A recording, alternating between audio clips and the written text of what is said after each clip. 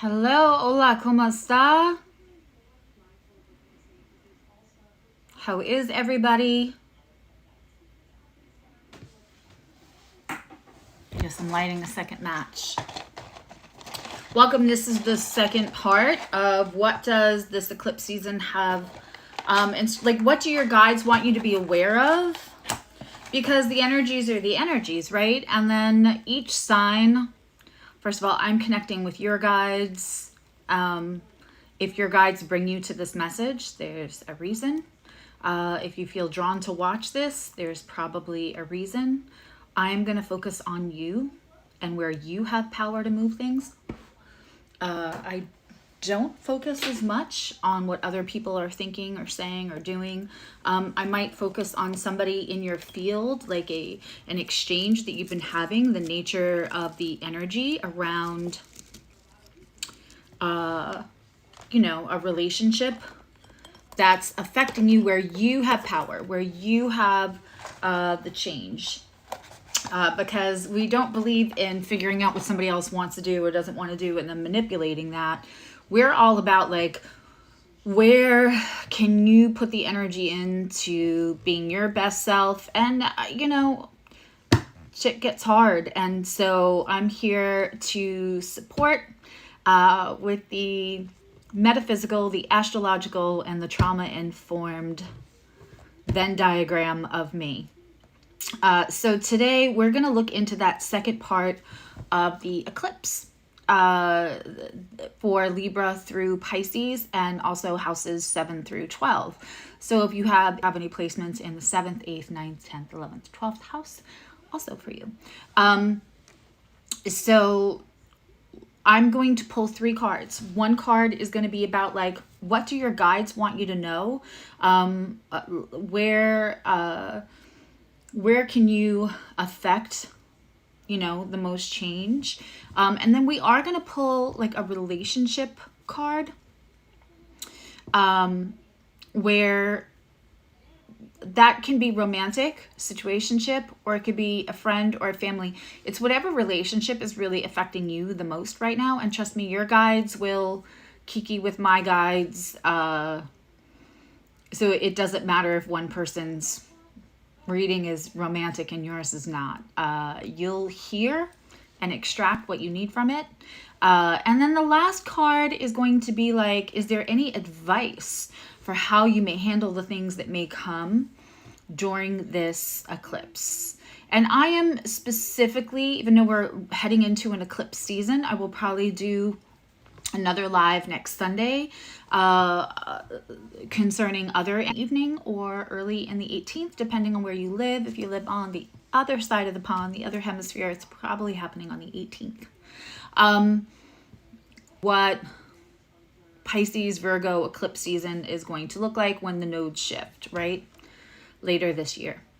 And the other thing is, it's Pisces, it's Virgo, it's service, it's very spiritual. And I think that we're all going to get a little taste of what spring will look like. There is a tremendous amount of Piscean energy in the spring. In April and March, it's incredible at times. And I do believe that this will be more people kind of coming into the other sense of self other than the 3D version. I think we're going to be looking at bigger picture. If we want to say spiritual awakenings, sure. And I think a lot of you will be coming into your gifts. A lot of you will be coming into your gifts. And because there's such heavy Pisces and such strong Neptune energy, I think I'm going to probably focus quite a bit. Let's get the buffering. It says excellent condition. I can see when it freezes, so I don't know what that's about. But we're going to see, I'm going to focus a lot on talking to you all about discernment, because that's going to be important in the next coming months so that you feel solid in your own judgment. The most important person to trust isn't your best friend, isn't your partner, isn't your mom, it's you. And the way that we do that is we get rid of shame, we work on our trauma, and we learn to trust ourselves.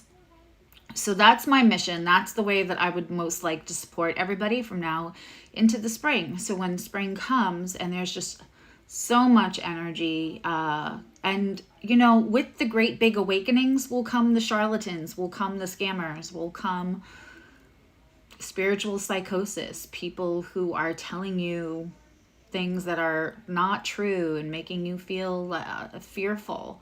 And so I hope that you will join me in the next couple of months to really kind of strengthen your inner core. I always say my mission with my clients, my job here in this lifetime, is to empower others to where you don't need me unless it's astrological, but that trauma recovery, that self-empowerment to the point where you feel less dependent on prediction addiction, and also you learn how to trust your own instincts. You learn how to like fine tune the gifts.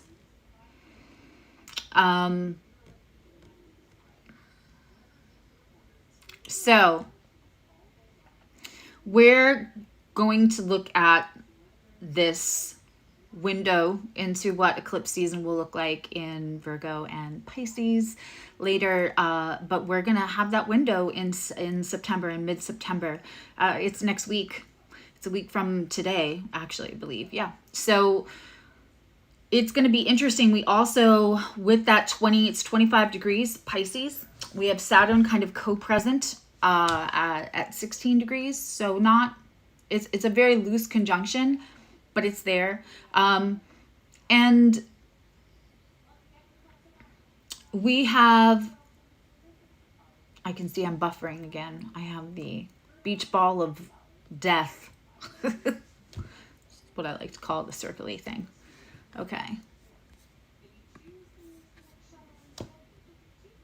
Let's see what happens.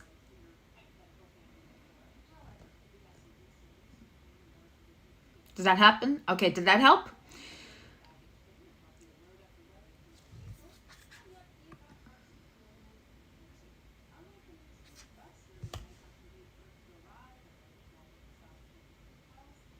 Yeah, it's buffering on my side too. Sorry, guys. Anyhow, when we're looking at this 25-degree Pisces moon and in a loose conjunction with Saturn is still co-present. Saturn is making some interesting conversations. It's not really involved. It's not having as strong conversation with the eclipse, but it's there. And, there's a boundaries. There is a ask for permission or beg for forgiveness kind of flavor to this eclipse. Because on the other side of the eclipse, we have, of course, the sun at 25 degrees of Virgo. But we also have Capricorn, Pluto in Capricorn at 29 degrees in retrograde.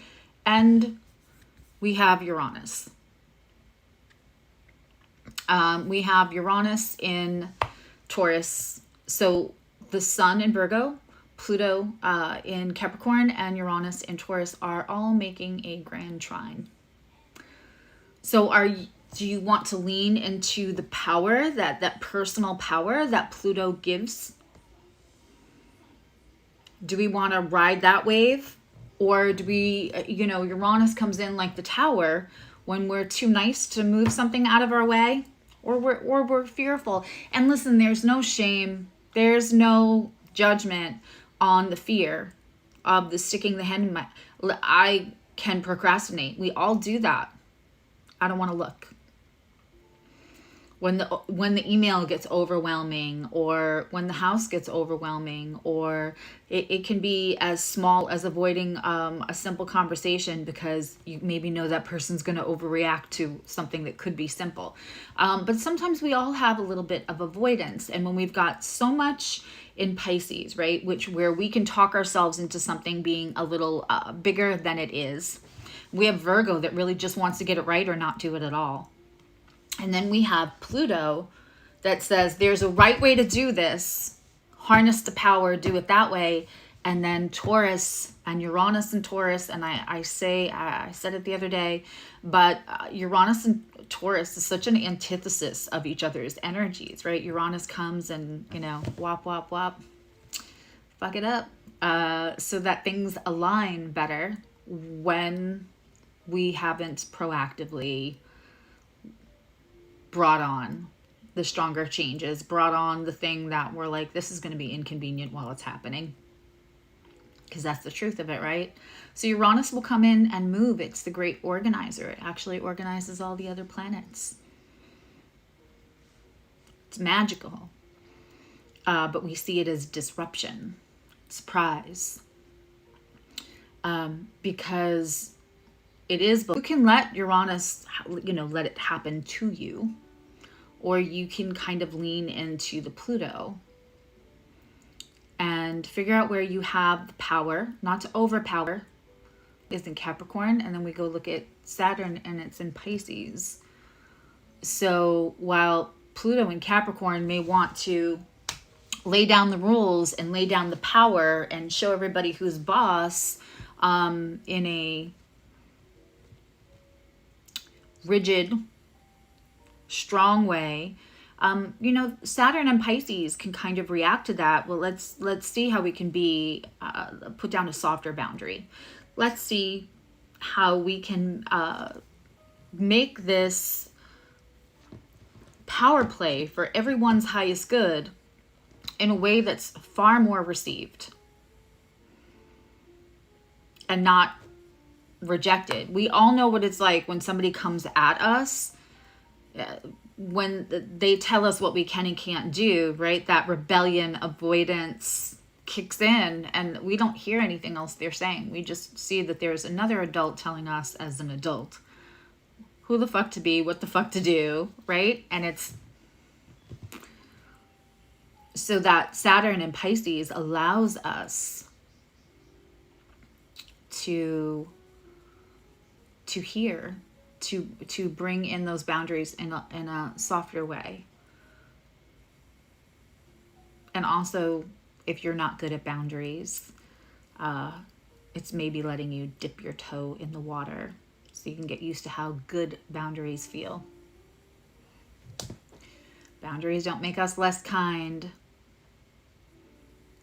They help us give energy where it belongs and not waste it where it doesn't, and that serves everybody's highest good. Okay. So that being said, you're probably going to want to look at where 25 degrees of Pisces, Virgo, and quite honestly, Taurus, Uranus is hitting that 25 degree, around that 25 degree mark. But it's hitting the fixed signs. So also, you know, this is going to affect Scorpio, Aquarius, and Leo. And mutables getting hit with the Virgo and Pisces, and the cardinal is all getting hit because of that Pluto. Also, I think as we speak today, as we sit here in Kiki, Mercury has moved into Virgo in early degrees, and we have Cancer. Mars has moved into Cancer at the early degrees. So they are forming a sextile. They are asking for action. Mars in Cancer is not debilitated. It is kind of a fuck around and find out placement. Really, really gentle. It's the don't mistake my kindness for weakness Mars sign. So if you cross a boundary, if you pose a threat to something that Cancer holds dear, or someone that Cancer holds dear, that Mercury in Virgo is going to let you know. It's going to let you know. So we have some really interesting energies leading up. And it's a very interesting Mars in Cancer. Don't mess with what I really, really care about. Virgo, Mercury, putting those words together like a surgeon. It's a very interesting night to have, I don't know, like a presidential debate. We can consider this the pre-gaming. This can be your tailgate party to the debate. Okay. I don't think I can do anything about how the internet wants to behave, so I'm just going to move forward and know that when this plays back, I will probably often look like Sid from Ice Age, making really funny faces that are frozen. Uranus in the first house. About 1 minute before I was supposed to go live, poked myself right in the eye. Good, like, couldn't see out of one eye.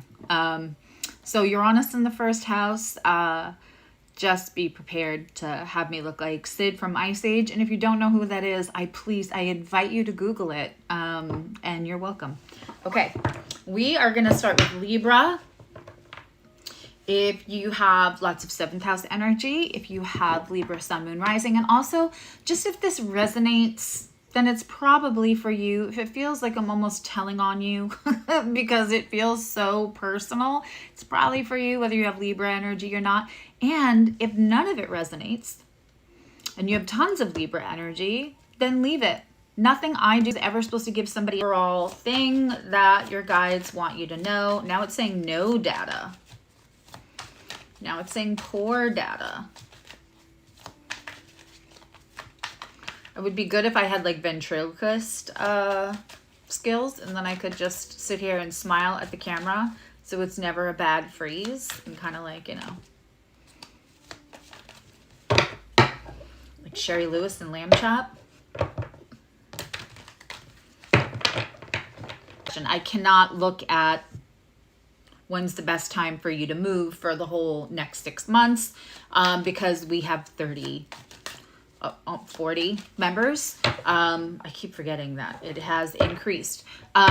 So I can't take a half an hour for each person, but feel free to ask a question that I can ask either metaphysically or astrologically. If you can't, then please leave me a question that I could tackle in, like, let's say 5 minutes or less.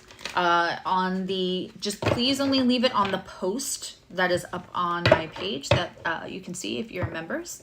And then I'm having another members live for the eclipse. And of course, if you are nerd, astro, or gratitude level member, I will look at your chart for the upcoming eclipse. And that will be Saturday. And both of those will just be available on YouTube then. Thanks to everyone saying that I look nice. It's funny, every time my health goes down the tube, I'm like, every supplement, every antioxidant, I wish it had as good effect on my insides as it does on my outsides, but I'll take it. And thank you.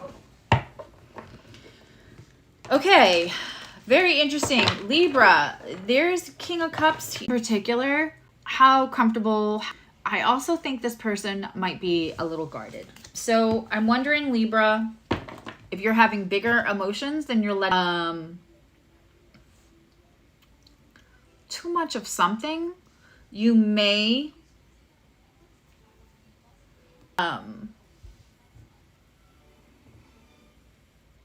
know for yourself that you've achieved more of that emotional maturity, but not completely let somebody know that you're upset or that you're interested.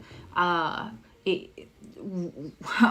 saying that I'm hearing is, you know, doing a good deed around here is like wetting your pants in a dark suit, gives you a warm feeling and no one notices. My mom had that as a Peanuts cartoon up on our refrigerator all the time, which now as a grown-ass woman I realize means she felt underappreciated by the majority of the house.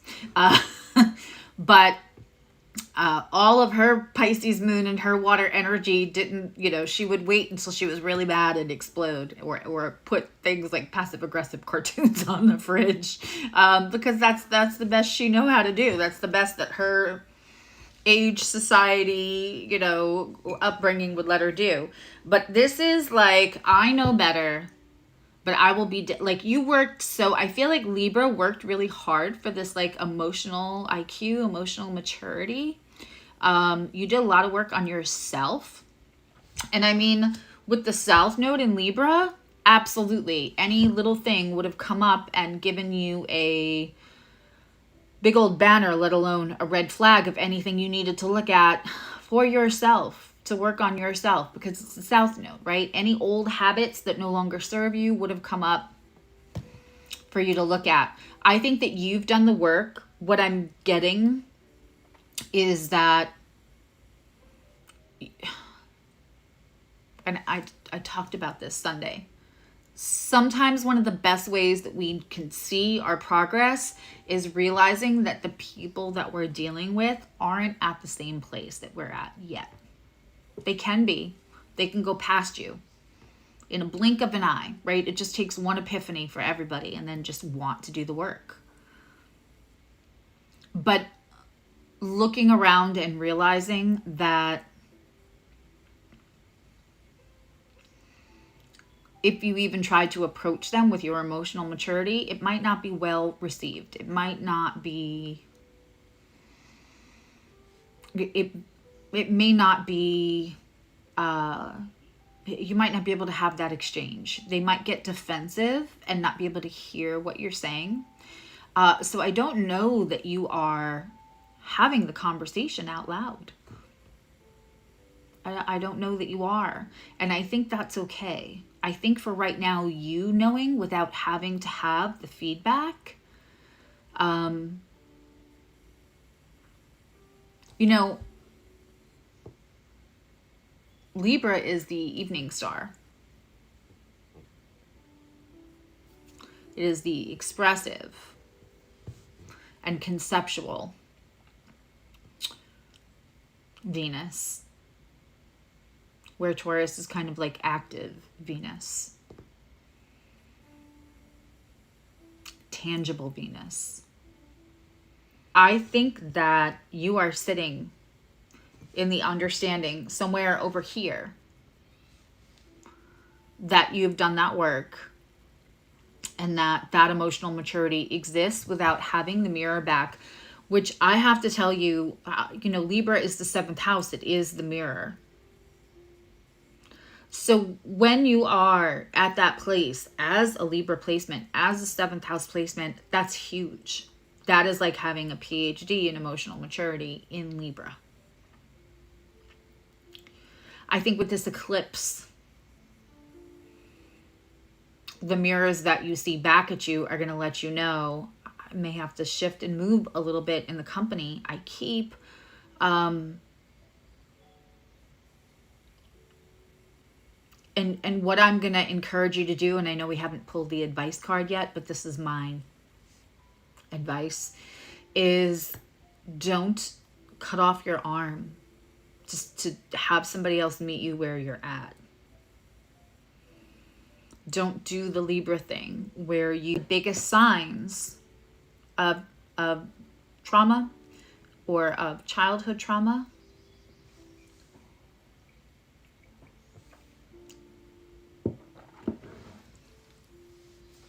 is that we try to take the best of us and all of our journey and all that we've learned and all of our empathy and try to change our behavior to get somebody else to treat us better.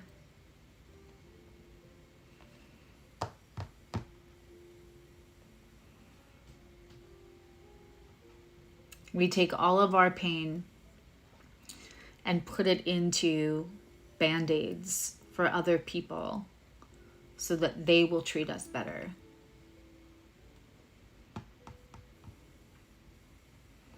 And the big epiphany in life is that you can love somebody to death and you can believe in them and you can see sparks and glimmer and have even a psychic knowing that one day they will do better and that they're completely capable of doing better, but thinking that we can do something differently to make them treat us better until they're there,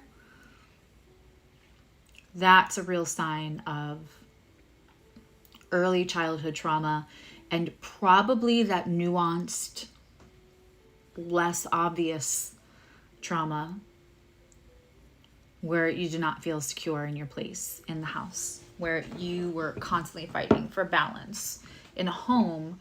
You know, the thing about Libra is they're not really people pleasers. They're trying to create balance and harmony, because the lack of that in other relationships in their early childhood environment made them feel less safe. Trauma is about safety or lack of safety, right?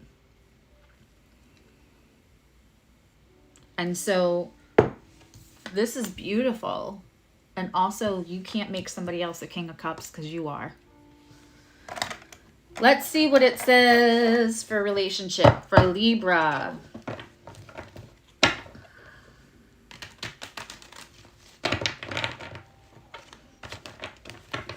My intention is to record tonight. I have to make cinnamon buns for the boy. That was his request. And other than that, I'm going to record. I'm going to watch the debate later so that I can fast forward through things.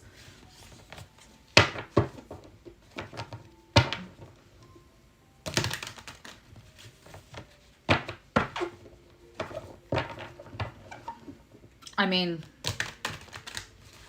I think I would watch if I thought there was going to be some epiphany, some huge moment that was going to have me consider a different choice than I've already made at this point. But I think we know it's going to be like a Flavor of Love kind of train wreck. No disrespect to Flavor of Love, because Flavor Flav, he's a real one for what he did for the U.S. water polo women's team. But that show with Pumpkin in New York and all of that, I know too much. I'm telling on myself. That was 20 years ago. Yeah, it's going to be a train wreck. I think I'd rather have my energy tuned into something else. Okay. Yeah, so this kind of aligns with what I was feeling, because I felt a lot off of this King of Cups card. And let's get the advice card. Wow. You got the King of Cups, the Two of Cups, and the Ace of Cups, Libra. This was like, who was it? Was it Leo that got all the pentacles? Okay, so the Two of Cups is in reverse. I do feel like there's this moment where like you can celebrate your own emotional maturity, your own journey, all of the things that you've done. Especially for Libra, like definitely pat on the back, right? And then I feel like there's somebody in your sphere that that mirror that Libra always has provided to it, you know, that 7th house energy, especially if you have other 7th house placements. Like if you have a 7th house sun, the Libra is going to be exacerbated. You actually have more.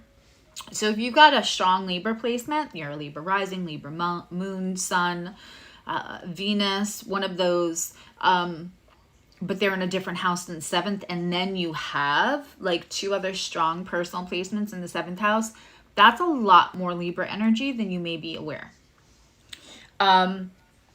With this Two of Cups in reverse, it means there is either a situation where you're not getting full reciprocity. It's not being reciprocated in a way that's even, and it's out of balance. And the Libra that has done all of this work, right, and has acquired all of this emotional maturity, they can feel that. They may not have been able to see it or feel it before, but now they're really, really aware. So whatever situation you're kind of over giving to, this is just confirmation that you're not selfish, you're not vain, You're not understanding enough, because I feel like for some reason you may have other placements where you're really empathetic and you're really sympathetic, and you feel like saying like, I'm not getting what I give is really selfish. That's not selfish. Listen, some days we can have a family member, a best friend, a partner, a workmate that's only able to give 10, and we can come in and give 90, right? But at some point, there's got to be a day where you can only give 10 and they're giving 90. If it's 10-90 or 20-80 all the time, that's not you being selfish. That's you not allowing yourself to be further drained and having boundaries. Right? It doesn't mean you have to tell them to fuck all the way off and cut them off. It just means that you don't have to exchange as much. You don't have to constantly, what did we just talk about? Try to be more so that they will treat you differently. Now, the advice is the Ace of Cups. That means universe is going to give you the love here. Universe is going to bring it in somewhere else. Probably as soon as you put down that boundary. Very apropos for this.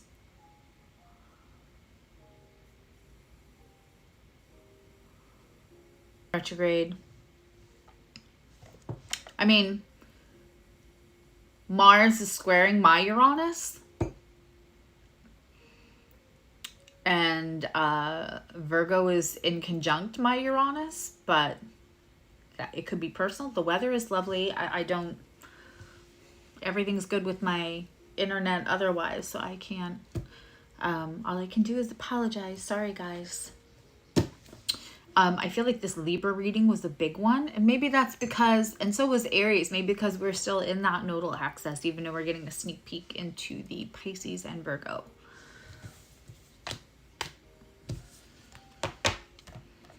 Please leave me a comment if any of that like resonated at all. And I always want you guys to leave comments, like talk to me about what you want me to look at. Now, I can't, if somebody says like, well, I want to see what I need to know about, that's kind of like every tarot reading that I've been doing. Like, it's just, you know, the different signs. But if you want to talk about a certain placement in astrology, if you want to talk about like an aspect, like maybe you have watched a bazillion videos on the moon, but you want to know, what does it mean if my moon is not having conversations? An unaspected planet. Let me know what you guys want to look at. I'm going to grab a different deck for Scorpio. How are my Scorpios?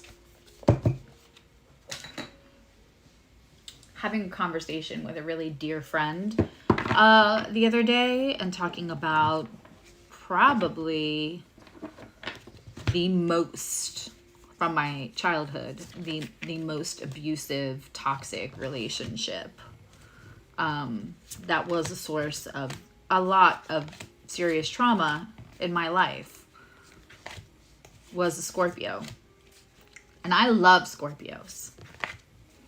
I love the hell out of them. I have tons of Scorpio friends, and I think it's so important as astrologers, as metaphysical practitioners, and I hope that that leads by example, that we should never take our personal experiences that we have with one particular person, their trauma, their other placements, and slander or have bias against a whole sign. Certainly we're not supposed to be doing that as astrologers.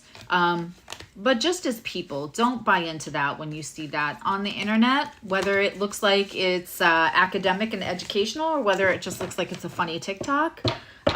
Sure, laugh at it, but you can absolutely have a terrible, horrible experience with one placement or another and still have love for the collective in general of that sign. Hello, hello. All right, Scorpios, we're going to look at what do your guides want to talk to you about that may really come up to the surface for this. You know, it's a full moon eclipse. We can talk about the eclipse. We can talk about the grand trine with Pluto and Uranus and the sun. We can talk about Saturn being co-present, but at the end of the day, it's still an eclipse. It's still a full moon. It's in Pisces, which is hella spiritual. Well, thank you.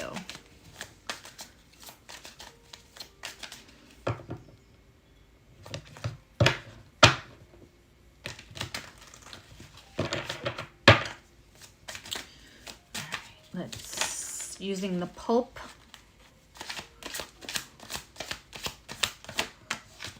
Anybody else have a birthday in the next week or in the last when I wasn't on? No, quite a few of you are not Virgos, but I'm wondering if there's anyone listening that's kind of being quiet from the chat that we could wish you a happy birthday. Okay. Scorpio. All right, well, that's good. One more. That was too many.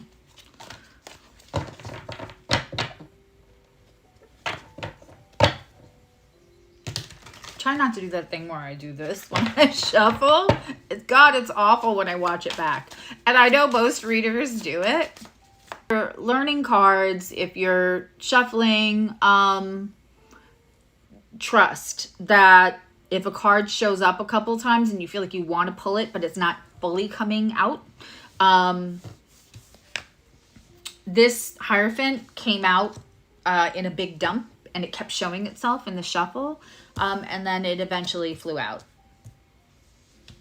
Your guides will get you the cards that you need and the messages that you need.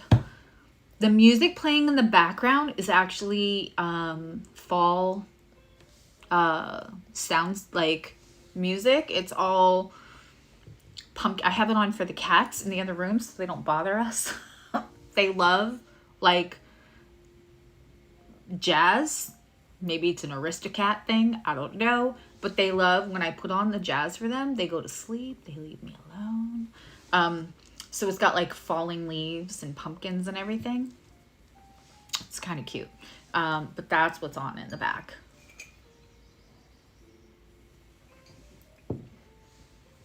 I have spirits in the room. I'm not mad at it.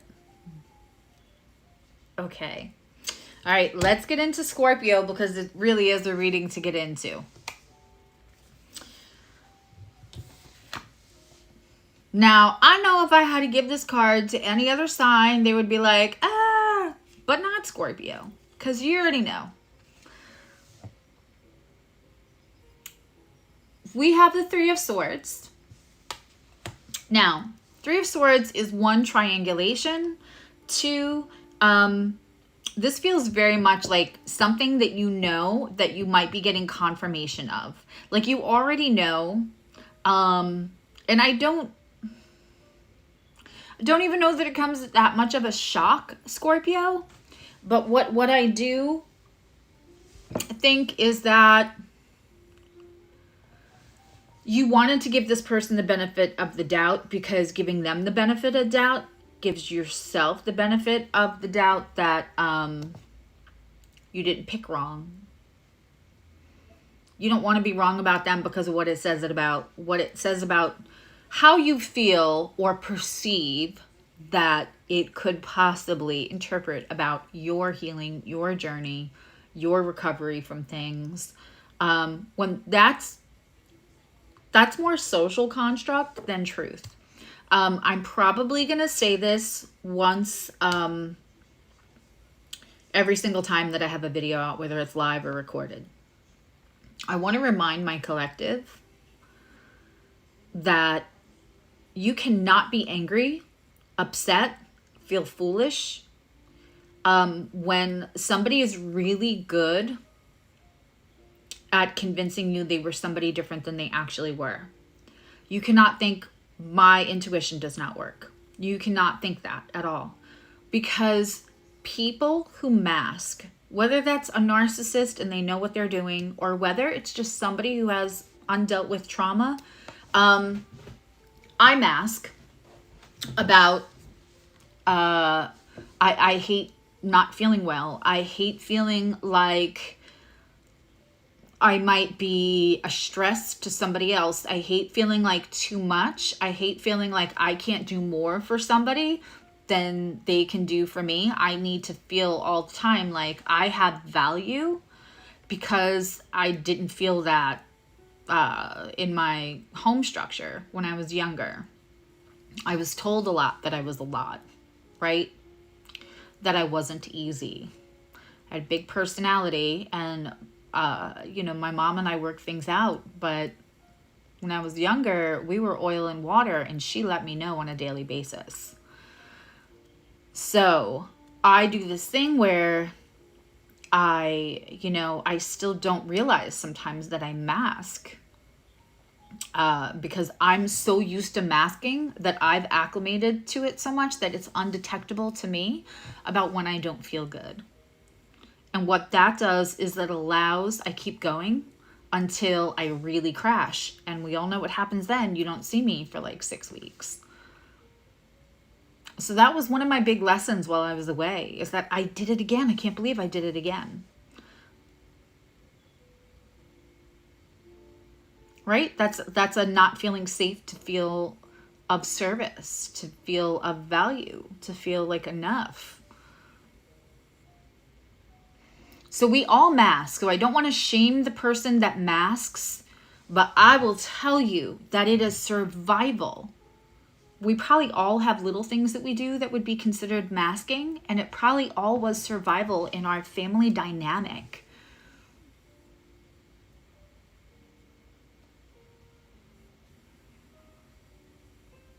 To keep us safer.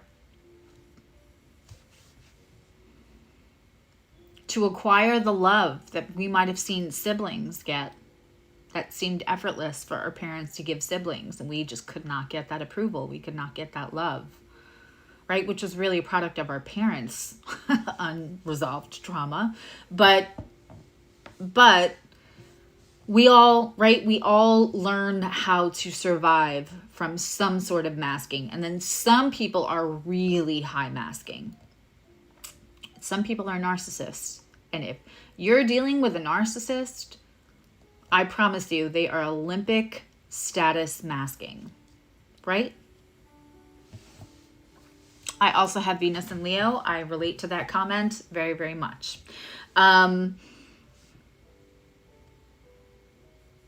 This Three of Swords, Scorpio,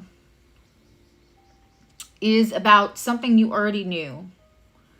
And it may have been hard for you to just think that you could not fix it, or did not want to see this about this person, because it meant that you didn't see it. It meant that, like, after all this work and after all this time and after all of the phoenixing, right, that Scorpio does, that you still missed something. And you're the detective. You're hella psychic. Like, how is a Scorpio missing anything? So when you miss it to somebody who's so close to you, it's really hard. And especially if other people are like, I don't know how I feel about that person. And you're like, no. Right? And now you're defending your choice. You're not really so much defending them, but you've been spending so much time defending them, defending your choice, that, you know, we believe the words that we say. You talked yourself into this person being better than they actually were, and then that with their masking. So I think what comes to light with hard, cold evidence for some Scorpios and 8th house placements during this eclipse, I don't think it's going to shock you. I don't think it's going to shock you. I think that it's just now you're willing to, like, go into maybe conceding that they are unchangeable. And again, I will remind you that I just talked about in the last sign, in case you're just here for Scorpio and you're not going to watch the other signs, which is totally fine. I do the same thing when I watch other people. The biggest sign that we talk about in trauma recovery is if you have early environment trauma, is that you try to get people to treat you better through how you change yourself. And that's just not how that works. And Scorpios that are so deep and so, if they let you in, they have vetted you and you are really getting in, and it's incredible, and it's the intimacy and the intermeshing. It's you could take a spoon to it. It's amazing. But that also means it hurts when that is betrayed or abused. It hurts that Scorpio.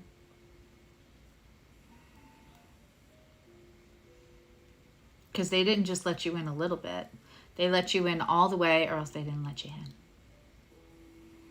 If a Scorpio loves you, you probably should be a little flattered. If Scorpio's giving you attention, but if a Scorpio loves you, you should be flattered. Because they're not falling in love every 5 minutes. So this is somebody you fully let in, and I know that you already know. But the hard evidence is just going to allow you to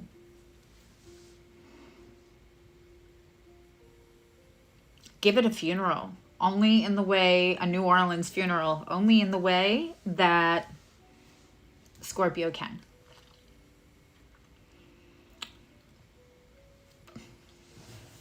Now, for situationship, relationship, the relationship that's most on your mind that you want to have with the person that's most important to you, like in a good way, we have Wheel of Fortune. Something is changing.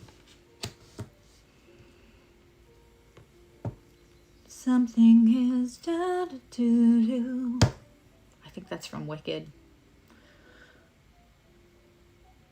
Yeah, it's Defying Gravity.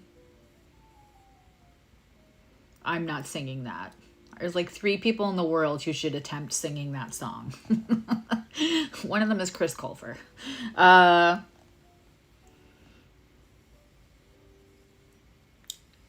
It's major arcana. It's the Wheel of Fortune. It's represented by fixed signs. There is, you're going to have to like give this a funeral and let it go.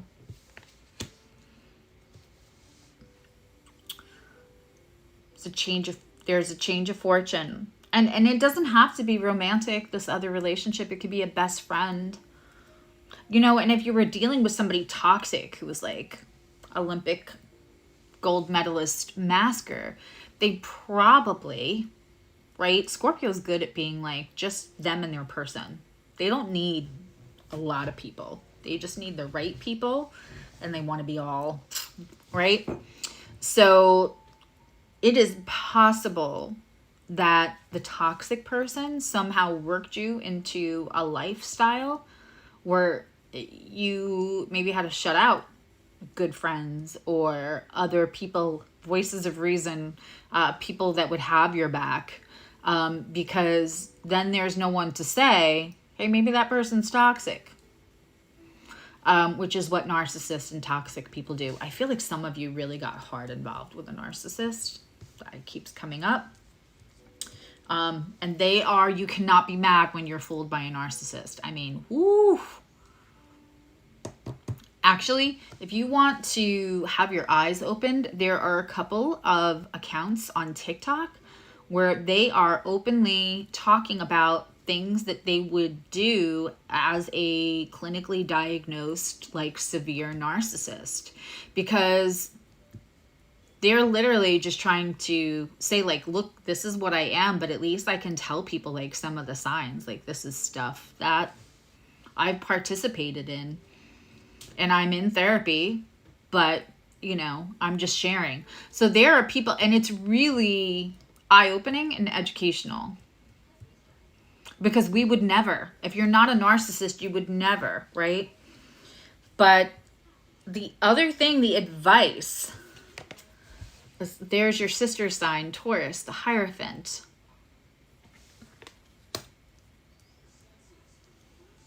You have more power than you think. This eclipse, right, could be opposing your Scorpio placements in Taurus. It could be trining, either anything around 16 degrees or 25 degrees with that Pisces moon or Saturn. But Pluto is also in sextile. So if you have late Scorpio, especially, you're going to have that trine, you're going to have that opposition, and you're going to have that sextile to Capricorn. And you're going to have that sextile to the Virgo sun. There's a lot of support. You have more power in this situation. The person that you are finally getting hard evidence, and they're not going to be able to talk you out of it. They're not going to be able to narcissist their way out of it, so that you can give it a funeral. You have way more power than they have let you think that you do, Scorpio. And I mean, Scorpio, you are platonic. You are power. That's why Scorpios are so sexy. It's the Pluto. I think some people think it's the Mars. I think it's the Pluto. It's giving zaddy. Female Scorpios, they don't even have to be conventionally attractive. They're just sexy. Yeah, but you have the power, Scorpio. Okay, let's get into Sagittarius. How are my Sagittarians doing? Using the deck that I love for Sagittarius. I know we have some Sagittarian moons in here.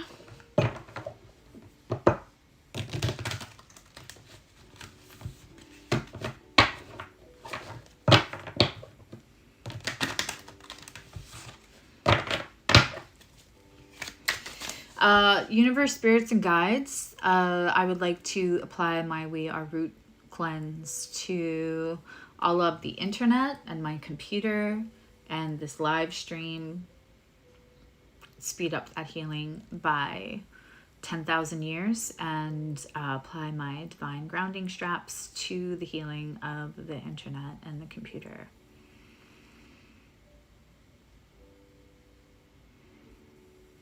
Because I said so. Thank you.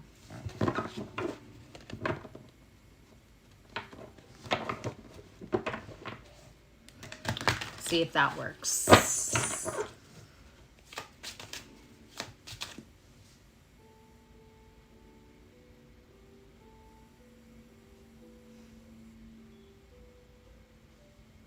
Forget sometimes that I can send Reiki to the router.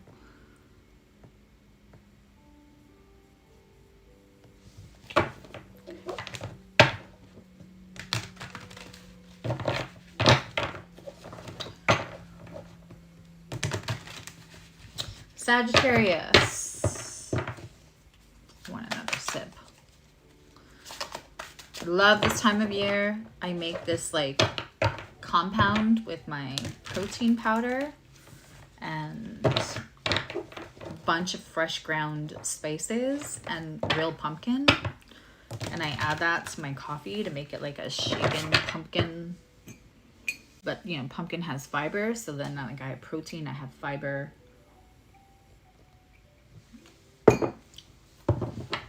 And antioxidants.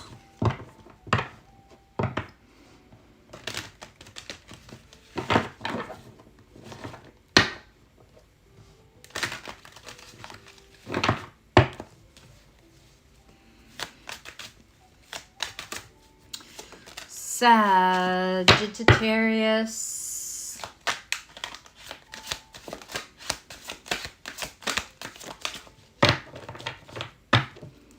I'm going to take a few questions at the end. I'll take like 3 yes or no questions at the end. I just decided that. Ma?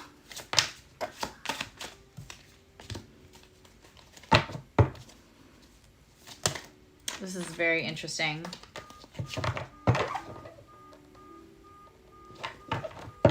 I love pumpkin. Anything. I don't understand why pumpkin has to be a seasonal thing. It's good for you and it's delicious. I mean, I get why pumpkins only grow, but like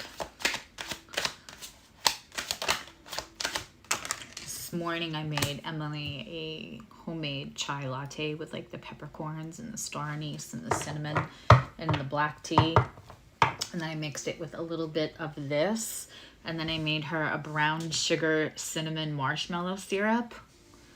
And then sent her off to work with it. Because she'll eat breakfast. It makes me crazy. So the Cancer mom gets up when she gets up and is like, you're taking this because then I know you've had protein and fiber and there's actually vegetables in your coffee and your chai latte and you've got the peppercorns and the antioxidants. So, okay.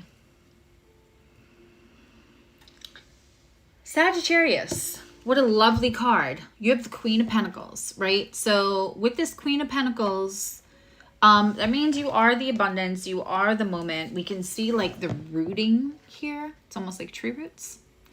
And we can also see like a DNA chain. I don't know if you guys can see that. It looks like a staff, but it works into a DNA chain. Listen, y'all are psychic as hell, Sag.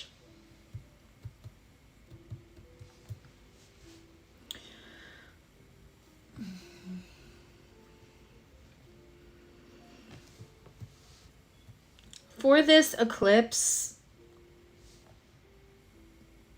there is some money to be made for you. Now, don't forget Sagittarius is also mutable, so you're...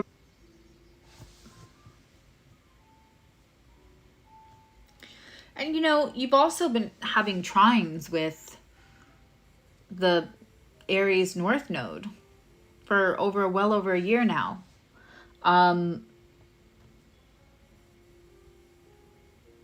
When the Pisces North Node goes into effect, that's going to square and challenge you out of some things that you may feel stuck in. Right now, you do have...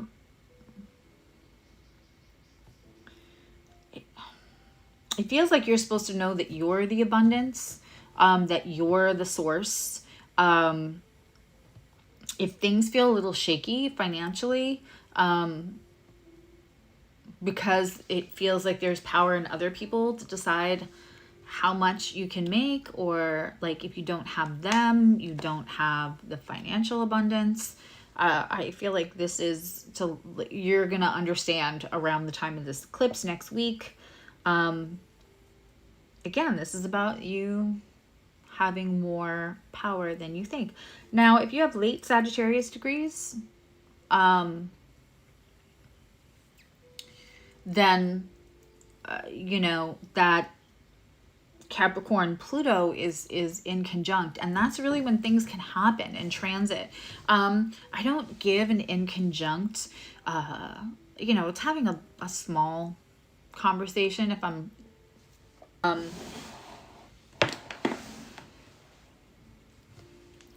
I love this for you, but it really is, Sagittarius, about the fact that you have to have faith that you are the Queen of Pentacles. I always talk about that being the best partner, because if it burns down, you can build it back up. Like, you have that stability. We're shown here with the Queen with the roots in the ground and the staff that turns into like a DNA chain, right? It's so within you. It's so within your ancestry. And I think that you will have help if you ask for help, Sagittarius.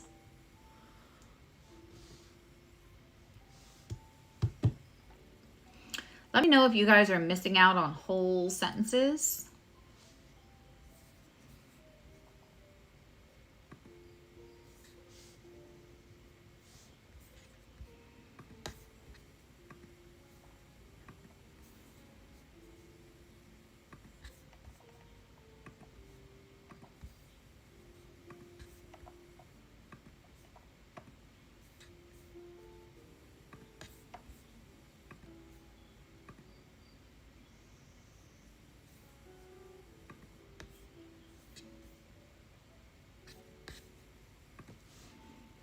See if that helps.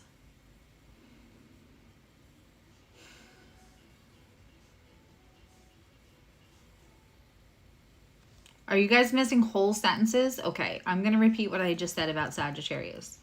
It's really important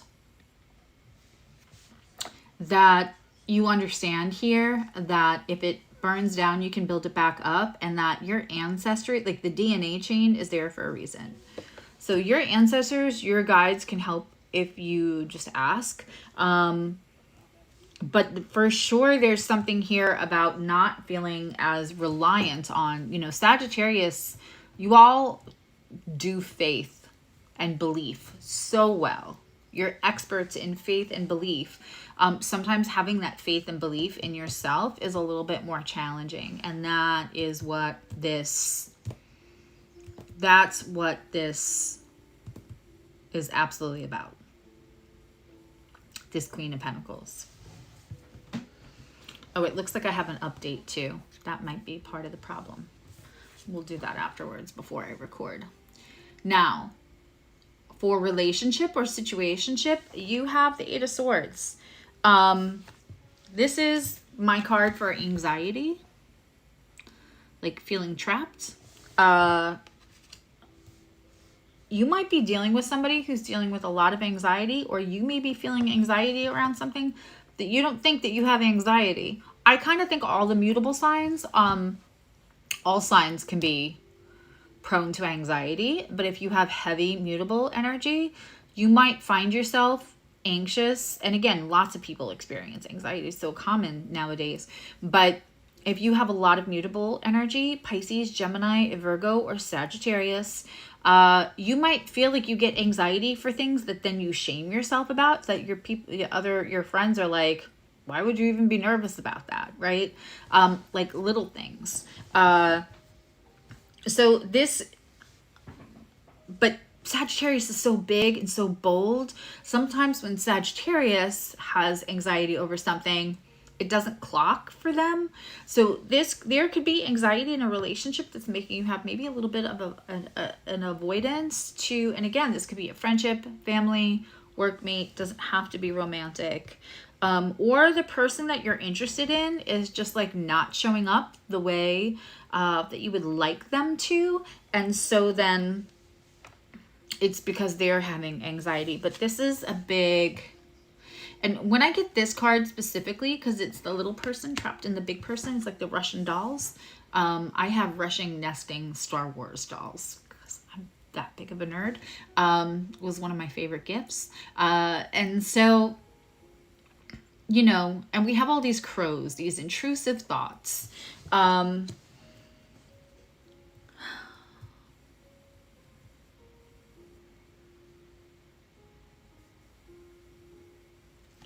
Sagittarius, get yourself a redirects for your intrusive thoughts.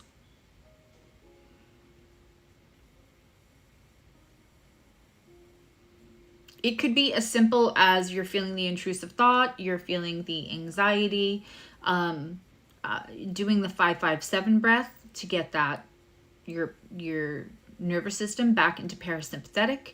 And it could also be like in your head when those thoughts start to get away with you, then you know, pretend to be blowing up a balloon in your head. The concentration that it takes to blow up the balloon, or blowing out candles. If blowing up a balloon and you're afraid it's going to pop does not help your anxiety, blowing out candles, a lot of candles on a cake, and you can't blow them all out at once. Take something, have something in your mind to kind of redirect that energy. So the intrusive thoughts, let the intrusive thought be like you have to blow out all these candles. You can just make up redirects. But it should be something that takes a little concentration and something that takes a little time. And of course, the 5-5-7 breath is breathing in for 5, holding for 5, and then releasing for 7. And here's a little life hack. If you can't get to 5, inhale, because you're feeling very, very anxious in a moment, or you have a child that's feeling very anxious and you have to help them self-regulate, you can start with 2-2-3. Anytime that you exhale longer than you inhale and hold, you're starting to put your nervous system back into parasympathetic. And the best That's my favorite tool, only because somebody could be literally, you could be having an argument, and while they're talking,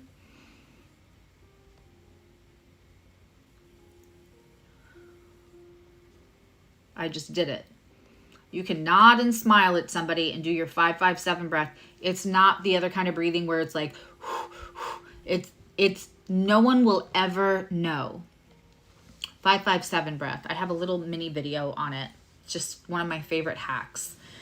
Keep it in your back pocket, because again, you could do it while you're standing 2 feet, not even 5 inches from somebody, and they would never know.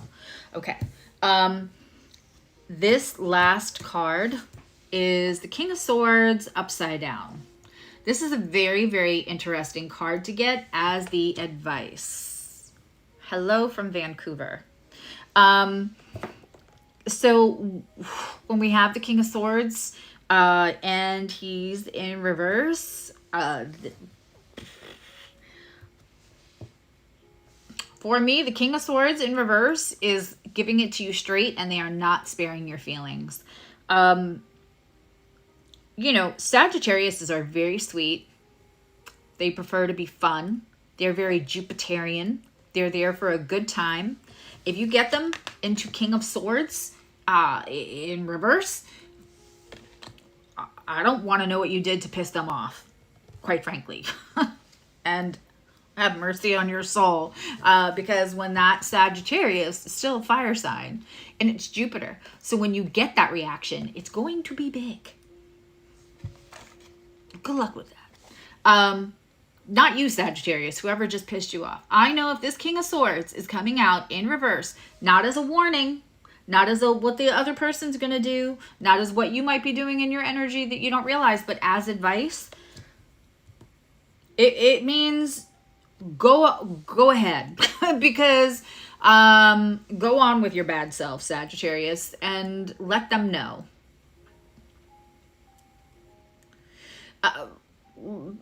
Because again, if this is advice from universe, it means you've probably been too nice for too long. And Sagittarius placements can have some avoidance issues at times, right? They don't love conflict most of the time. So this could have been avoiding conflict, and somebody mistook your kindness for weakness, and now you got to let them know. Don't forget that Saturn is in Pisces right now. That is squaring your Sagittarius placements. This is also excellent advice for 9th house placements. And, you know, putting down that boundary.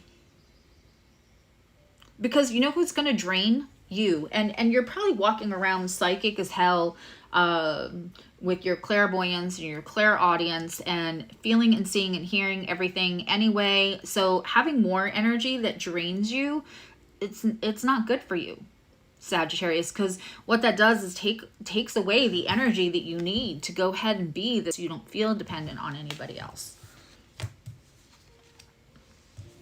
So whatever you're saying to your button, and if you feel like I gotta let them know, then let them know and don't feel bad about it later. That's my advice. Okay. We are on Capricorn. I love how welcoming everybody in this chat is.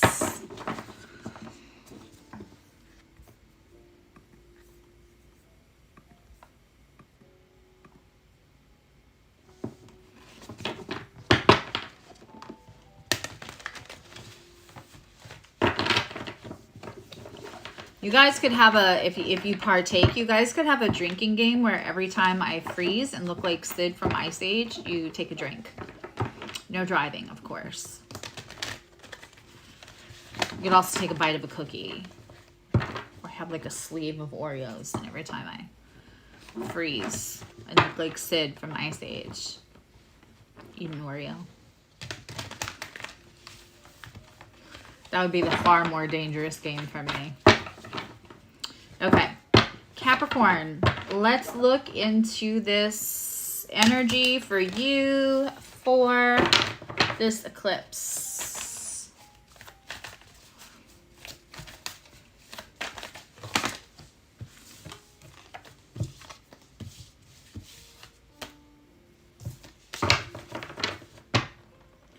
Also, right before I went radio silent when I got pretty sick, I was doing like really quick reads. Let me know if you guys are interested in seeing those again.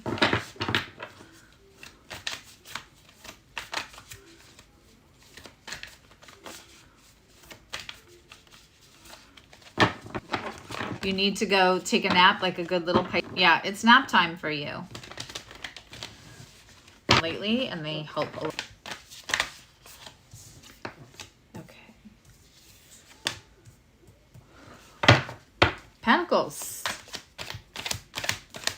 Right?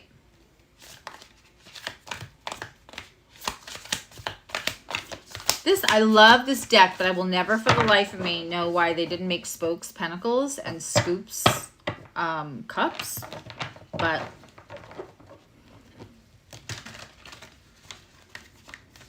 they didn't. Let's get one more for Capricorn. Pluto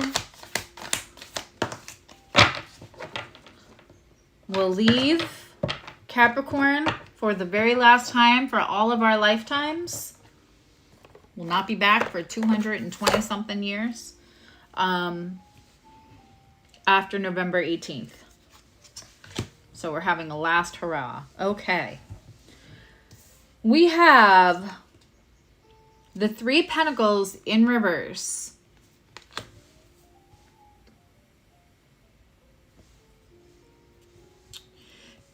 My lovely Capricorns, and I do love a Capricorn also.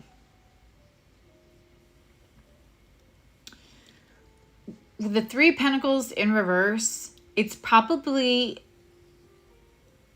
it's asking to kind of untriangulate something that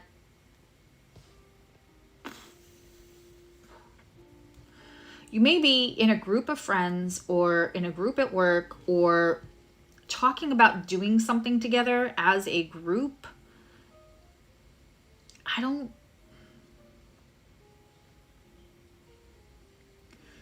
And the thing is about Capricorn is they will absolutely want everybody's best interest, and they will put a lot of effort in to, I always say Capricorn is humanitarian, one sign, one person at a time, where Aquarius is like humanitarian for everyone and for the collective. I feel like you might be too invested in trying to help someone who might resent that help. I don't know that this endeavor, you'll know what the endeavor is. I'm not sure that the endeavor I'm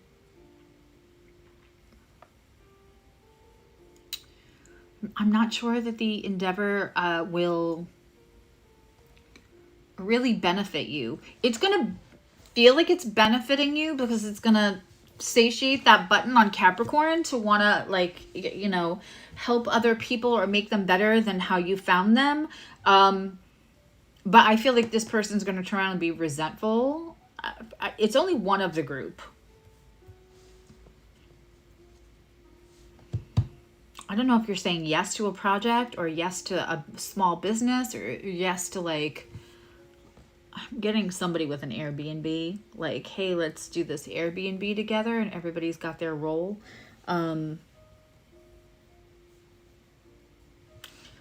There's some kind of group thing where it's not benefiting you, but it might emotionally feel like it is, because that just satiates who you are as Capricorn. Because you're the helper. You were the helper when you were a kid, you were adulting when you were a child, and you're still trying to help other adults adult. And so this is not, so be aware of that. And something is going to believe somebody the first time they show you who they are. The first time it comes up in this eclipse, believe it. Don't try to fix it. There's a lot of energy around that for this eclipse. For relationships, we have a gorgeous Eight of Pentacles. This is working. This is reciprocity. This is, We can see the sun shining here. This is a good match. There is a good match coming, whether that's a friendship. And you know, it could be that the 3 of scoops is just supposed to be a 2 of scoops.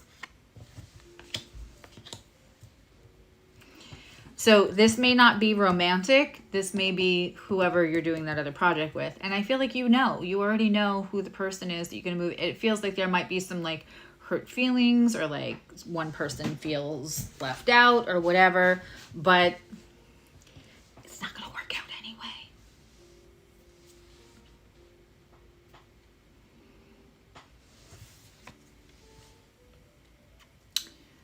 Your advice is the 2 of Swords. When we have the 2 of Swords, it's usually presented like one sword here and one sword there. And normally the person has their eyes closed, and sometimes there's some blindfolds. And what we observe is that it's not right or left. It's not yes or no.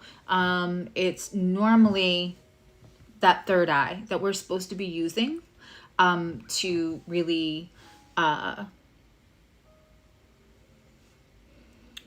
to make the decision. And this might have to be about this. I don't think when it comes to this, you can weigh out. You can't do a pros and con list. You can't look at how it's going to make you look to other people, which is important to Capricorn. You're going to have to use your instinct.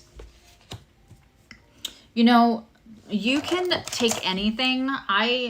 Those of you who have had personal appointments with me, especially my really, really good clients, I have a couple of personal pendulums where it's a piece of jewelry. Here's another one, but you can put anything. You can put a needle on a string and use it as a pendulum.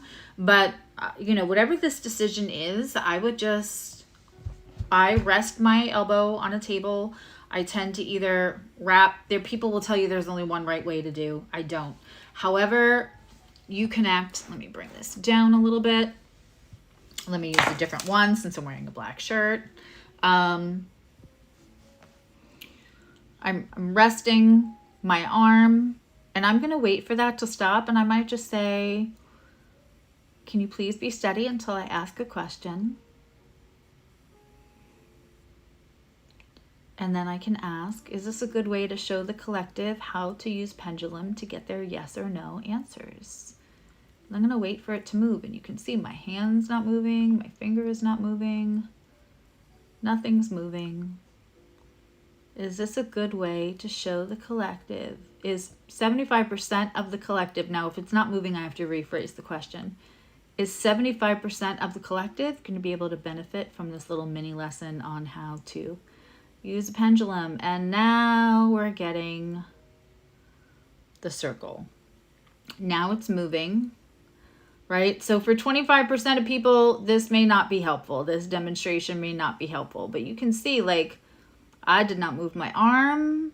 I'm resting my full body on both my arms on a table.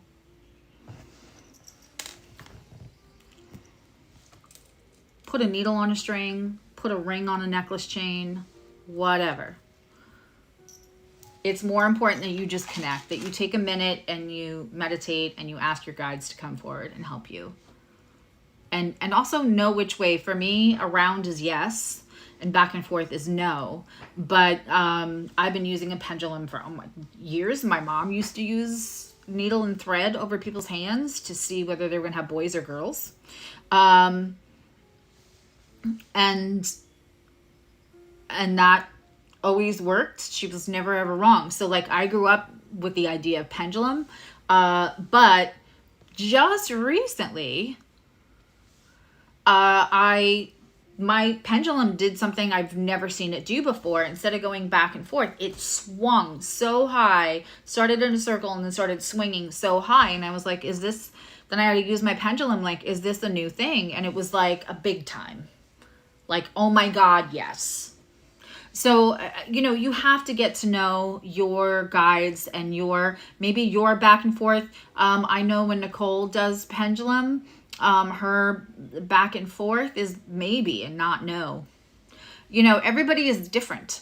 And maybe I'm saying that not exactly right, but the point is I was like, oh, that's so interesting. My back and forth is no. So it's going to be different for everybody, just like cards can have another layer of interpretation depending on your relationship with your guides. And yes, the card stuff is coming. Let's get down to Aquarius.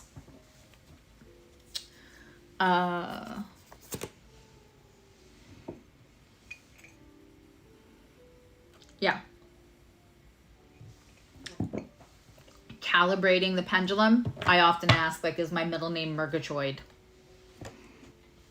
You know, do I like pumpkin coffee? Ask really simple things to start getting a baseline, just like you would do for a lie detector. How they do that? What's your name? They have to get a base. You know, you're not going to want to start using pendulum and ask, you know, existential life questions. Start small and ask questions that you definitely know the answers to. So you can also figure out what your yes, what your no is.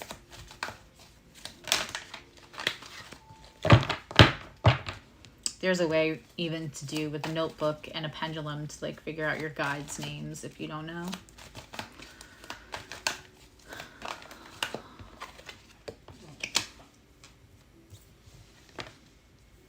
Yeah, my middle name is not Murgatroyd. I will ask it if my middle name is Murgatroyd. I think Juan has literally seen me do that in a session. Aquarius in 11th house placements. You are no longer taking the little apologies and the passive-aggressive like gestures instead of real accountability and sorries.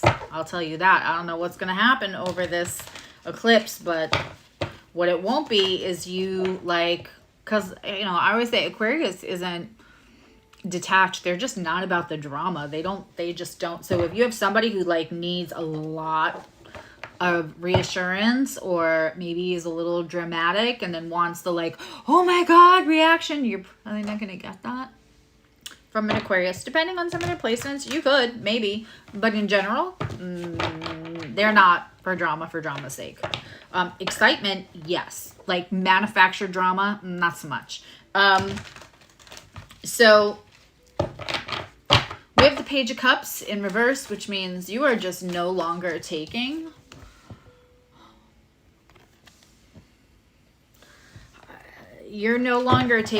like the little, it's like when somebody's a big giant asshole to you, but then the next day they like maybe, you know, bring you a drink after dinner or do something small or be like, oh, hey, I thought of you when I saw this at the gas station and I brought it home. And normally you're like, okay, this is instead of apologizing, they're sorry. They realize what they did wrong, you know, which is something some of us are taught to like, certain people aren't good at apologizing, so they'll make a gesture instead. But it's not a real apology if the behavior continues. A real apology is the discontinuation of the behavior that they should be apologizing for. In this house, and since my kids were young, when somebody says, I'm sorry, we do not say, it's okay, because it's okay then gives them a reason to be shocked when they repeat the same behavior because you just kind of gave them permission for it, right? It's a very social construct thing to say, it's okay. In this house, when somebody says, I'm sorry, you say, I appreciate your apology and I look forward to your changed behavior.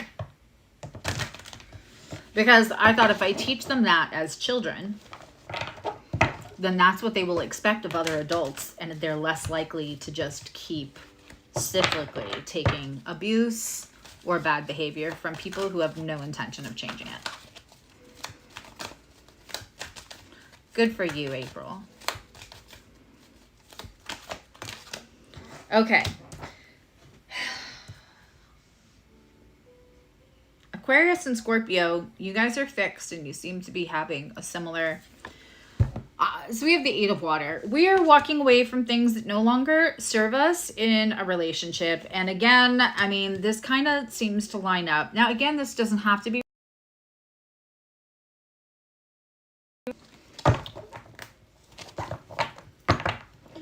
But it's the but you know, the thing is that this Eight of Cups, you're standing next to a treasure chest, which you get to take with you. The ship is coming in to come get you. There's another place that you get to go after you kind of drop the passive aggressive, not taking accountability behavior from somebody. It doesn't mean you have to walk away completely from the relationship, but you're walking away from the cycle. You're walking away from what no longer serves you, for sure. But there's a treasure chest here. Wow. Aquarius's reading is very, very clear and cut and dry. I love Aquarius. I'm actually having an Aquarius moon for my solar return this year that started in June. And I was like, woohoo! It's like, for me, it's like winning the lottery, getting an Aquarius moon on a solar return. Just because it's such a beautiful way to be able to grow without attaching things that attachment doesn't serve. Okay. We have a Two of Pentacles. There is balance and growth. That is the advice. If you cannot find balance and growth in this, with whoever you're dealing with here, in those cycles, that's what you should be focused on. If you focus on the balance and growth that's there for you, that universe kind of wants to give you, it'll be easier to do this kind of Eight of Cups movement. But it's kind of like reassurance, like you're not being harsh. It balances you to no longer kind of participate. Okay. Pisces, and I'm going to take a few questions if there's anybody left, because I know everybody's probably running to their TVs tonight.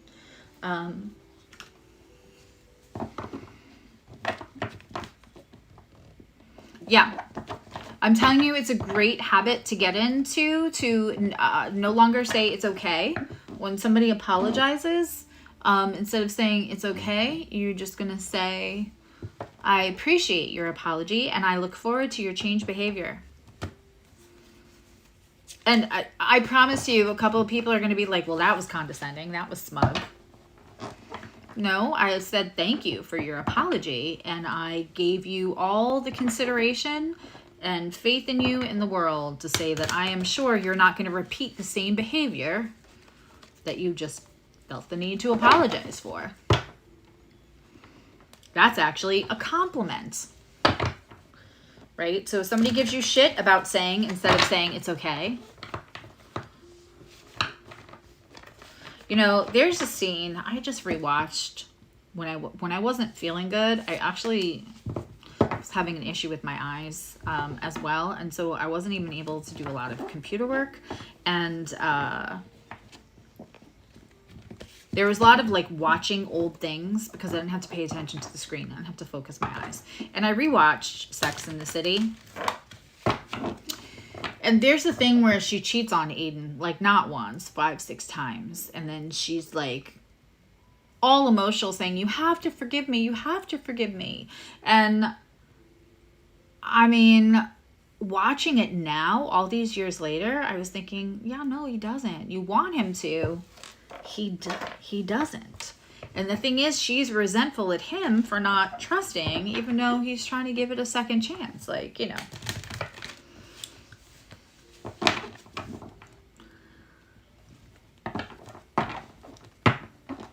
If you forgive somebody for one of the most like unforgivable things, which is like repeated betrayal and lying, because it's really, is it about, yeah, it could be about like touching another person's body, especially depending on your placements, but it's the repeated lying and the destruction of trust, right? That's the real base issue of somebody who cheats. And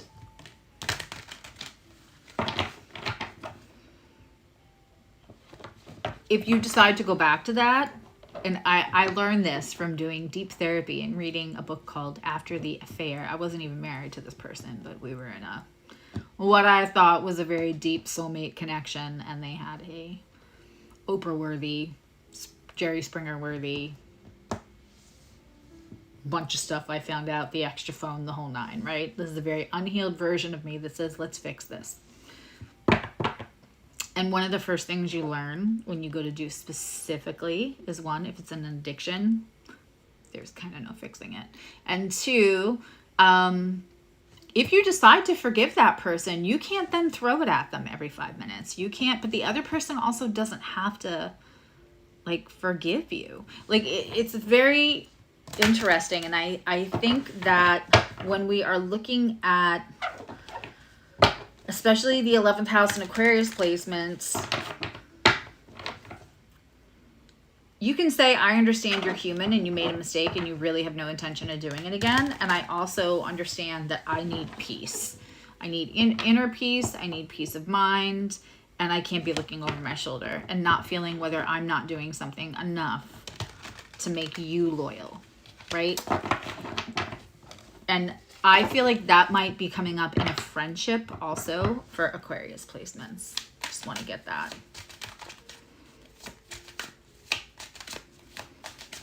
Yeah, I invite you, Andreas, to start changing your verbiage around that. I appreciate your apology. I look forward to the changed behavior. Okay.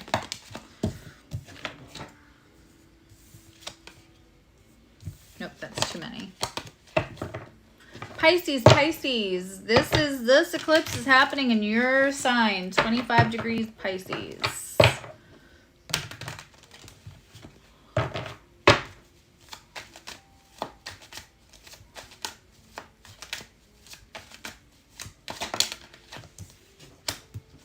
Okay.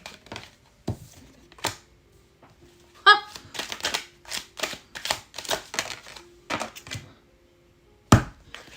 Pisces, you may have come into money. You may be coming into money, or you're just feeling stable.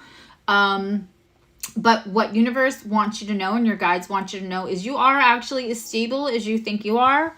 No gaslighting. Don't accept gaslighting from anyone. You are the stable one. Other people may try to make you feel unstable. You are actually stable, and there could be money coming in. We have the Empress in reverse. Now, this could be, again, like we had with the Empress in, was it Virgo's reading? This could be mom stuff, but I don't think so with this card. I think there's somebody who does not like that you are doing so well and so stable and maybe like financially don't need them. And there's some gaslight. There's somebody who wants you to think that you are very lucky to have them, whether that's family, friends, or a relationship, situationship. And it's the other way around. Also, there might be like a false prophet in your midst, to be honest. So just look at that. Look at whoever you are aligning with yourself. And I mean, use your discernment. If that means you question me, then you question me. I'm okay with that. But there is definitely a vibe for some of you where you have like a false prophet in your midst, which just might be listening to somebody who's kind of giving you spiritual toxicity, maybe toxic positivity, or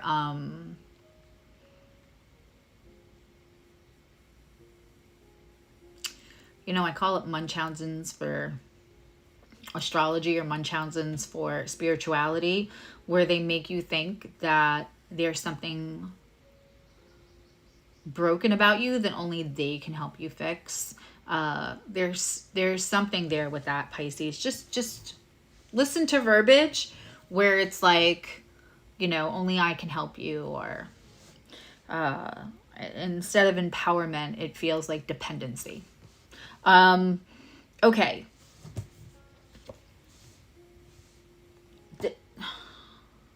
Just whoever's making you feel like you should feel lucky to have each other, whether it's a friendship or a family or whatever, but somebody does not want you to feel and I usually don't do readings like this, but it's screaming.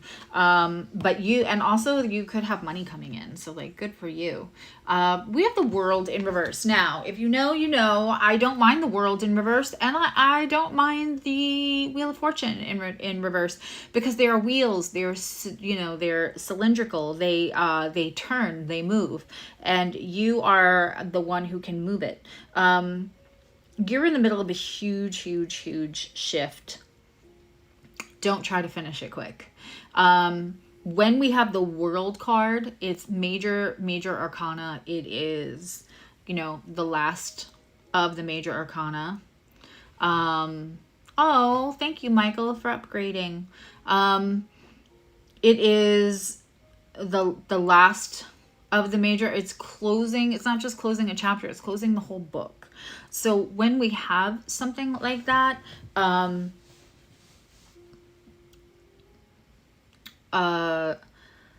you should let it take the time it needs, and don't think that like, you know, I'm too fragile, or I'm not where I should be, or this person's so ahead of me. Let it take its time so it sticks. Let it take its time so it sticks. I'm going to say that one more time because I saw the screen freeze. Again, feel free to eat an Oreo or take a drink every time I freeze and look like Sid from Ice Age. It's a fun game to play while my internet is buffering. I closed all my other tabs that I could on my computer also. So, yeah, let this take the time that it needs. You don't want to rush a World card. Slow and steady wins the race for this one, because then it'll stick. And just know that you are that person, you are that bitch. And the stability that, you know, the wisdom, the stability is yours. And don't let somebody else who is intimidated by the fact that you're not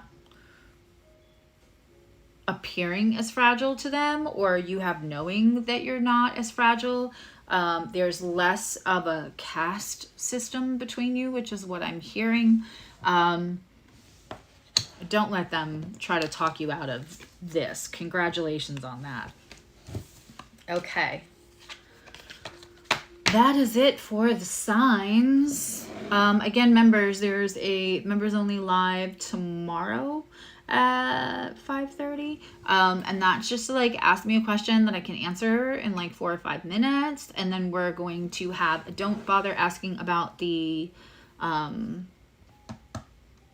I mean, you could if you wanted to, but you could get an extra question because I'm trying to like make up for the lost time when I wasn't available to members.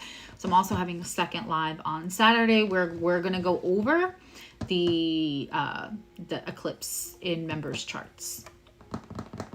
And just the eclipse in general. So even if you're a general astrology, like 299 level, you'll still have more knowledge about the eclipse and the rising signs and all of that.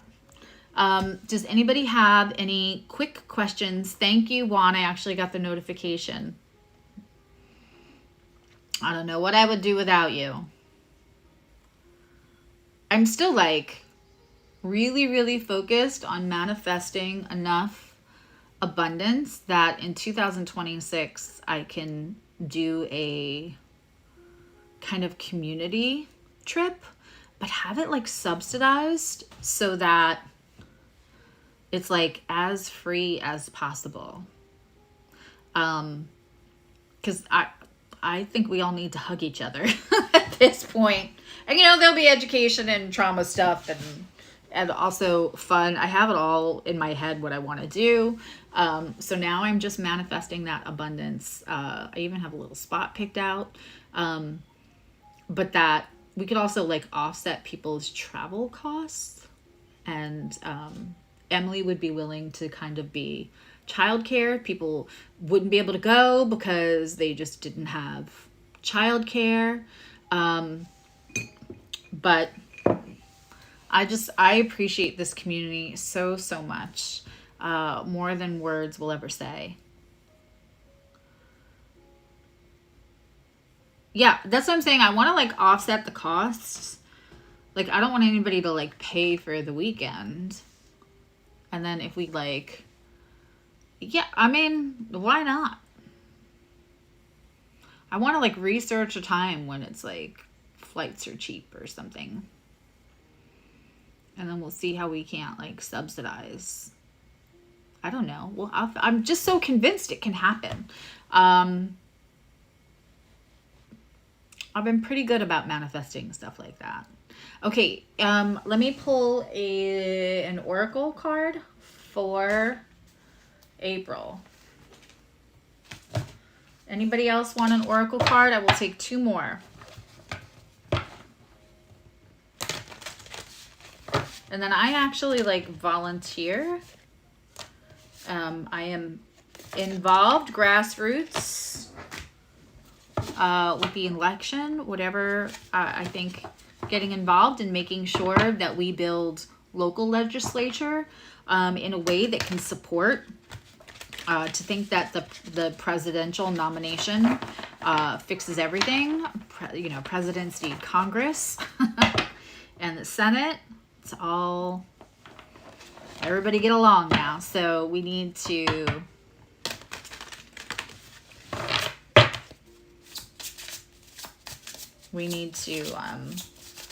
get involved where we can. Okay. All right. I said I would do 3.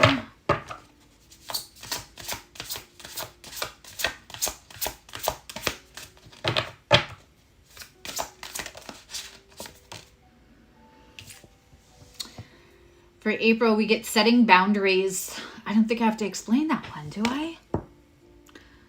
Threshold, protection, and honor. I think you're there, my love. I think you're there. By the way, I did send you an email for your booking. What is your huge blind spot right now? I feel like that's more complicated than one card, although it is an excellent question. Let's see what we get. Yeah, no, let's... Ooh, that one flew.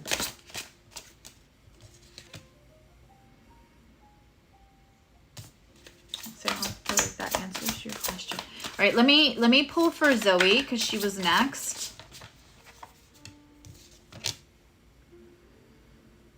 Shamanic journey, purpose, attunement, and vision quest. So, you know, meditate more, Zoe. And maybe do a little like searching on Ancestry or something to see where that goes back to for you. You may have a little, you may have shamanic lineage, or you may have, you know, somebody who was fully practicing in your lineage that you may not be aware of. It's kind of what I'm getting from that.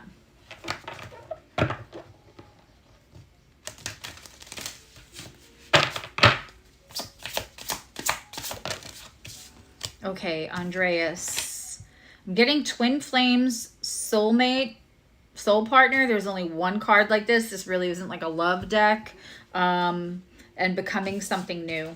So it feels like the more you break what your huge spot, your blind spot might be right now, is that the understanding of the power you have to like, and that makes sense to me too from your comments in the chat, to like lay down the boundaries and lay down like becoming something new means having to change your verbiage and kind of letting everyone know. And once you do that, once you send that signal up to universe, this could be universe bringing in your person. But your blind spot is that you're the one, instead of like sitting waiting for that person to show up, that you can move the energy in a way that maybe somebody healthier will show up because you demand health from the relationships you have now.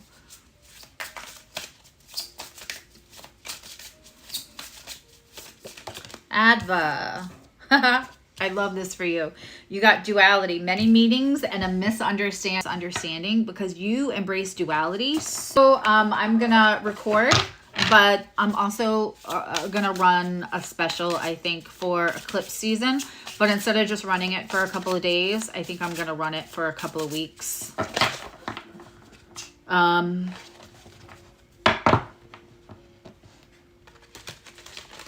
And just as a gratitude thank you special for everybody giving me so much space, I changed the entire structure of how I have appointments on the website. Hi, Nikki.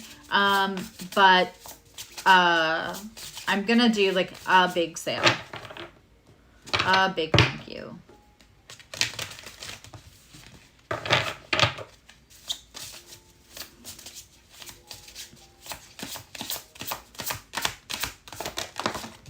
Okay.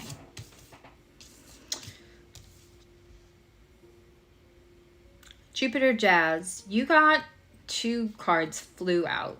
So it's very interesting. There's brilliant beliefs, your life force and your personal power, and then friendship and unity. So this to me is may be oversimplified, but there's somebody that you know that you should probably spend more time with and somebody else you should spend less time with. Like, who makes you feel less powerful in the relationship, where it seems like, I don't want to say it's almost deliberate, but that's just who they are and how they have to survive. Like the kind of person that if you say like, I didn't sleep well last night. Oh, well, I haven't slept in 3 days. Instead of sitting and giving you space for like, well, how are you feeling? How can I best support you? It's not overtly aggressive, but there's somebody who just doesn't kind of let you have space around you. And I feel like you might know who that is. And then there's somebody else that's kind of newer. And also there's something there, Jupiter Jazz, where you don't put judgment on yourself. You're somebody who's going to outgrow people. And some people have that journey. You just outgrow people. And then you feel like that's a state of failure on yourself to retain longevity. Like those people like, oh, I've had the same friends for 40 years. That's wonderful. That's what their lifetime is about. Also, I would wager money that those people probably haven't had a lot of change for themselves personally. If you have the same friends for 40, it doesn't mean you can't be friendly, but like there's somebody maybe you should spend less time with and somebody else you should be spending more time with in a support friend, so that you can step into your own personal power. Okay, guys, I love you. Now you love you. Leave me a comment. 2 membership lives coming up. I'm going to record this week for the signs. And, you know, let me know what you want to see. If you want me to do like unaspected planets, if you want me to concentrate on like, I don't know, anything, whatever you guys want to see, like astrologically too. And I will talk to you all soon. Yes, thank you. Please, sharing helps a lot. Like even if you share it to yourself, no one has to know where that copy link went once you press copy link. I nailed it. Okay. And I will see you all soon. Bye.